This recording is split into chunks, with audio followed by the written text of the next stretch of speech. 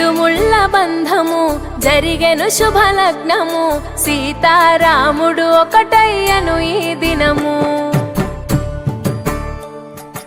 7 అడుగుల పయనము ఒకరికొకరు సొంతము కలిసి మెలిసి సాగను ఈ జీవితము